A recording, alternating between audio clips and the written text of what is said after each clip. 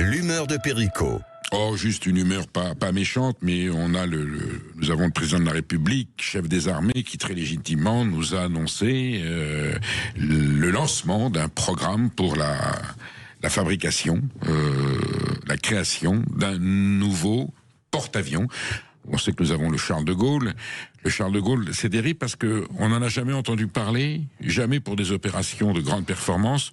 On l'a entendu parler pour ses pannes techniques, le gouvernail, les hélices. Voilà, bon, et il a un certain âge. On se réjouit qu'il ait jamais eu à servir sur le théâtre des opérations s'il y avait eu une guerre, mais voilà, c'était plutôt un porte-avions à problème.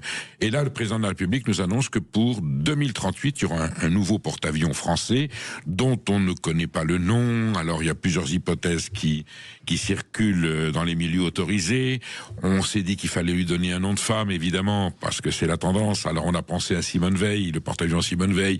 En même temps, Simone Veil n'était pas quelqu'un de belliqueux, ni de belliciste, donc ça serait un peu controversé. On a pensé à François Mitterrand, parce que, voilà, François Mitterrand est celui qui avait donné le nom de Charles de Gaulle au précédent porte-avions. Et puis, écoutez, pendant qu'on est là, pourquoi pas, Maud Koffler m'a dit, pourquoi pas Georges Pompidou? Ça serait pas mal non plus. J'ai dit ça, moi. Non, mais vous auriez pu le dire. D'accord. Non, mais si on cherche des noms historiques de chefs d'État ou de grandes personnalités pour baptiser ce porte-avions, non, mon humeur vient du fait que le budget n'est pas voté. La situation financière de la France est absolument catastrophique, chaotique.